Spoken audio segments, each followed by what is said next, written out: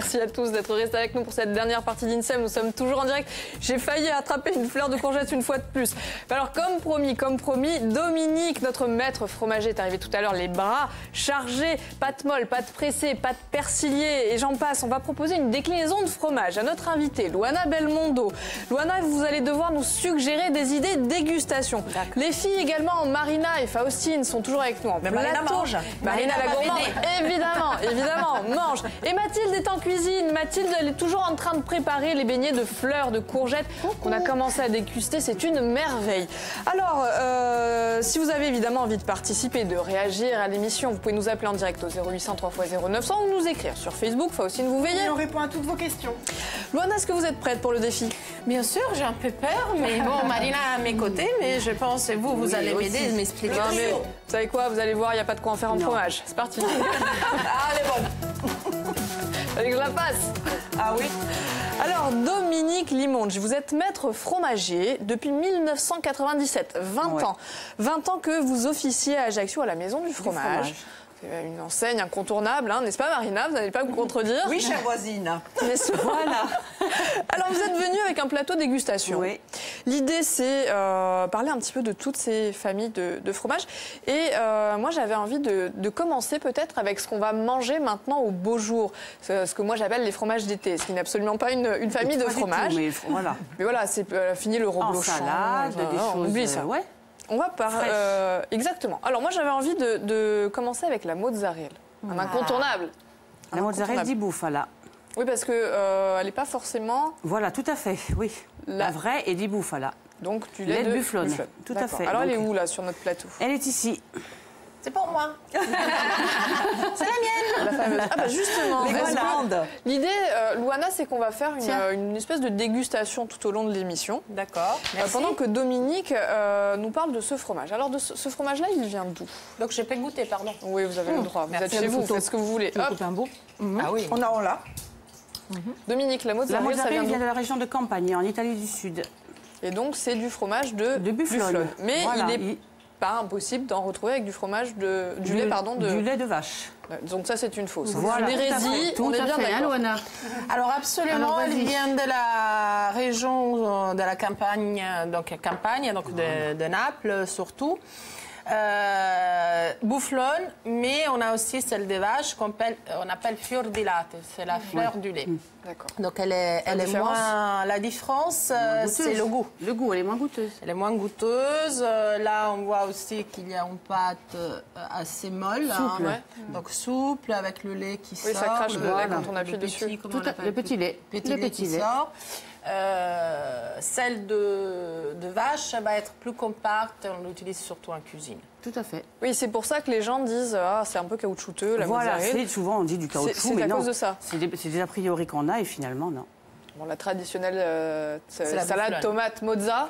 Voilà, mais après on peut la décliner en plein de façon. Aubergine, il y a plein de... Par exemple, on peut faire une pizzetta végétarienne, on prend une aubergine, on la grille, un petit peu de sauce tomate maison, ou une tranche de tomate fraîche, de la mozzarella, du basilic et bon appétit. Et une bonne huile d'olive avec ça, c'est merveilleux. On la voit, traditionnelle. Quand elle en parle, ça a l'air super simple, mais ça n'est pas forcément. Alors vous êtes venu avec sa cousine. Elle est là, la burrata. Tout à fait. Alors ça, moi, je la mange pas. Moi, ne vous inquiétez pas, je vais la manger. Et Luana ne mange pas la burrata. Ben moi non plus, Marina non plus. Oui, c'est ça. Voilà. Parce que la vraie mozzarella, c'est celle-ci, ce n'est pas la burrata. Alors, la burrata, c'est un peu un effet mode. Vous allez peut-être... Oui. Ça a été un boom depuis une dizaine d'années maintenant. Il faut savoir que la burrata n'est pas un produit noble, parce que c'est un produit qui est coupé entre les chutes qu'on récupère donc de la mozzarella, à qui on rajoute de la crème.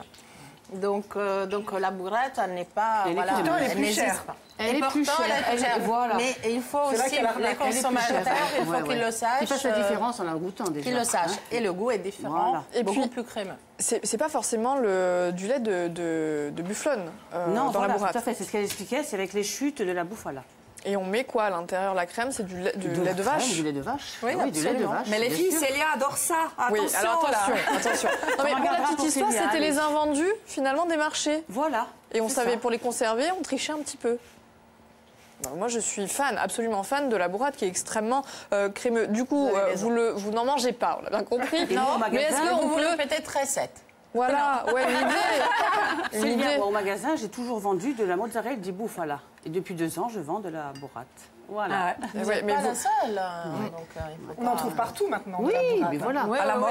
À la mode. C'est extrêmement bon. Ça va, Marina? J'adore. Tout va bien.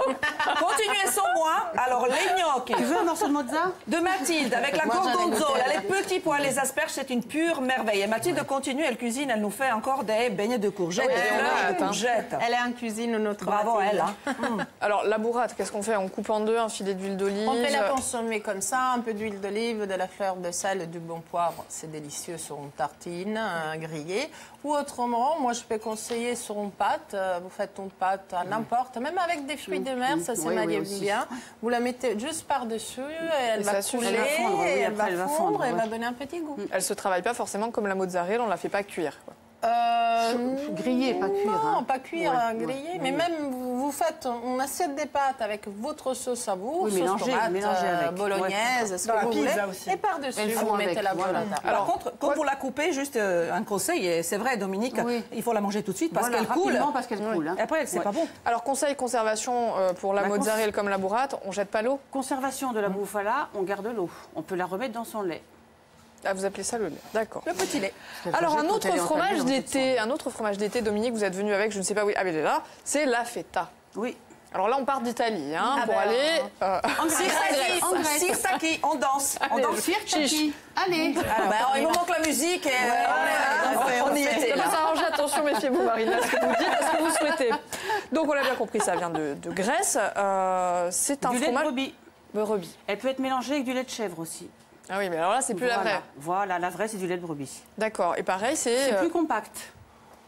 Oui, on voit, elle est là. C'est plus compact au niveau, pareil, bien sûr, consistance. Pour la conserver, il faut la laisser dans son lait. Un petit peu plus acide, peut-être. Un peu plus acide et un peu plus salé. Je sais pas comment vous faites, Marina. Je ne sais pas comment vous faites. Mais on l'avait éloigné de vous, justement. Vas-y, Marina. Voilà, tu veux un bout? Oui, j'adore. Oui, bah oui. Surtout en été, justement. Faustina, tu veux un bout? Allez, mais oui. Le fromage d'été, c'est typiquement un fromage d'été qu'on peut accompagner dans des salades, n'importe quelle salade. Et ça relève bien, ça relève tout, voilà. D'accord. Alors, l'ordre de prix des trois? Comment ça s'appelle? La bufala, 4 € à peu près. Ouais. La burrata, 9 €. Et une plaque comme celle-ci de feta? Comme ça, 5 €. Voilà. Et dans tous les cas, on jette pas, pour les trois, on jette pas l'eau? Oui, non, sauf celle-ci. La burrata, on la jette parce qu'on ne peut pas la conserver. Après, le lait part dans l'eau. Donc, voilà. D'accord. Alors, on a une réaction internet de quelqu'un qui nous demande est-ce que ce sont des fromages diététiques? Oh là là. Fallait en parler à un moment donné. Déjà, par le lait, ils peuvent pas être diététiques. On s'en fout. On vient à la crèmerie, on vient pas encourager diététique. Évidemment. Voilà. La feta, la mozzarella, la burrata, aucun des trois n'est un fromage. Diététique. Diététique, on est bien d'accord. Tout à fait, oui. Et pourquoi? Oui. Par rapport à la fabrication. Parce que c'est travaillé avec le petit lait. Voilà. Et du coup, le fromage, ça n'est travaillé qu'avec le lait. D'accord. Alors, vous savez quoi? On a fait l'Italie, on a fait la Grèce. On va aller en Corse. Bien d'accord. Dominique vous a ramené... non, moi, je voudrais parler du brochupas. Il est où? Il est ici. Ah, c'est ça. Alors, est-ce que vous connaissez, Loana, le broch? Non. Le broch, oui, Oui. bien sûr, mais je le connais. Qu'il est pas comme plus ça. Crémeux. Je ferai du jour manger sur 1 ou 2 jours. Et là, il est compact. Il est compact. On sale le broch frais. Au bout de 2 jours, on le garde au frais et on le consomme comme ça. Je vais bien le consommer comme ça. Oui. Je fais passer Faustine. Et on peut faire aussi broch. Plein de choses avec. Vous êtes allergique, c'est ça? Toi, tu façon. Ah oui, c'est vrai que le broch, tu ne manges pas. Marina ne mange pas de broch. Non, ni frais ni sec. Alors, qu'est-ce que vous en pensez du brochupas? Il est très bon, il est délicieux. C'est pas trop salé. Ça me rappelle un peu chez nous la ricotta. Oui, ben voilà, c'est ça. En Italie, c'est ça, ça reste. Et ça accroche un peu au palais. Voilà, et c'est délicieux. Je pense qu'on pourrait même le manger... il est très salé, mais on pourrait même en faire un dessert avec du chocolat. Ah, le contraste. Le contraste, c'est sucré-salé. Comme de la crème. Alors, Dominique, il faut lever un mystère. Est-ce qu'on le fait dessaler, le brochupas, avant de le consommer? Lorsqu'il est frais comme ça, non, on le consomme comme ça. Quand il est sec, on le fait dessaler. D'accord. Donc, c'était les anciens, en fait, qui le laissaient Les dans anciens un le coin. faisaient parce qu'après, ils le coupaient en tranches fines, ils le mettaient dans la soupe. On faisait les aubergines aussi au broc de chopasse. Donc, d'autres idées. Moi, j'aimerais bien maintenant qu'on parle d'un fromage, un vrai de vrai, qui est le seul artisanal. Alors, il est ni corse, il est ni italien, et encore moins grec. C'est le Roquefort Carl. Voilà, c'est le seul roquefort artisanal sur le marché. Alors, est-ce que vous pouvez nous parler un petit Donc peu déjà, je vais vous de cette raconter l'histoire merveille qui est le seul roquefort que moi je mange? Voilà, comment le roquefort est arrivé à en faire du roquefort. Il y a un jeune berger qui gardait ses brebis. Il a préféré courir les filles que d'aller garder ses brebis. Enfin, de garder ses brebis, il a égaré sa tranche de pain avec la brebis dessus, le fromage de brebis dessus. Et quand il est retourné quelques temps plus tard, le tout avait moisi. Et donc la moisissure de pain et avec le brebis a fait du Penicillium roqueforti. Belle histoire. C'est ce qui met que l'on met pour faire le roquefort qui fait le bleu. Ah oui, une tranche de pain, Voilà. excusez-moi. Moi, je vous fais l'idée dégustation. Voilà. C'est à vous, justement. On va goûter, n'est-ce pas? Ah bah oui, Allez. je pense que ça... Et le roquefort, on le coupe. Sur les nouilles que vous avez préparées. Parce que je ne sais jamais de quelle Souvent, sauce... les consommateurs le font comme ça. On le coupe comme ceci, le roquefort. Voilà. Et on mange Dans ce sens-là. Moi, je veux bien. Tout le monde. Et Célia a raison, avec les gnocchis, ça se marie très bien, le Oui, roquefort. oui, Luana. pareil, nous on a le gorgonzola qui ressemble un peu au roquefort. C'est moins persillé, plus doux, parce qu'il est moins affiné. Mais ça ressemble pas mal au roquefort. Je pars chercher les fleurs de courgettes. Ah oui. Et je reviens. Ah bah oui, j'espère bien. Sur vous. Alors l'émission est déjà bientôt Luana. terminée. Une autre Alors, ça, c'est spécialité un fromage, locale. voilà, c'est un brebis corse, un brebis frais qui est travaillé avec de la népita. Ça Et de la s'appelle pulpe d'ail, ubursino. Moursine, avec la népita. Ah oui. Voilà. Non mais c'est mieux. Mais c'est mieux. Voilà, Ça c'est pas mieux. mal, plutôt Tout apéro. à fait. Et alors une autre idée que vous avez... Les yaourts de Marilus au lait de brebis, yaourt corse. Ah ouais, alors, ça c'est pour Marina. Oh, merci. Plutôt, le yaourt. Confiture de figues. Voilà, ça c'est la dernière idée, Luana, ce qu'on a super. envie de vous suggérer avec de la tome corse. Le mariage. C'est génial.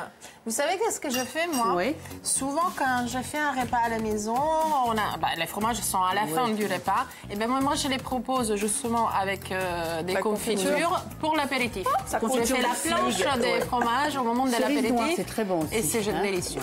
Voilà. Écoutez, merci, je pense qu'on a fait le tour. Voilà. Merci Oui. Dominique. Merci merci Luana, à vous. merci Mathilde. On va se régaler. Pendant que vous faites le Merci. service Marina, moi je vais simplement vous expliquer que demain, on va fêter les 20 ans de l'école moto itinérance. On va faire une rétrospective sur cette école, sur leur parcours. Joanne Mer sera notre invitée. On va parler du brevet d'État, on va parler de l'activité. Mais en attendant, on va se régaler. Allez, d'ici là, je vous souhaite une excellente fin de journée. C'est l'heure de passer à table. Ciao. Et puis rendez-vous pour 16h, Luana pour la dédicace. Signature.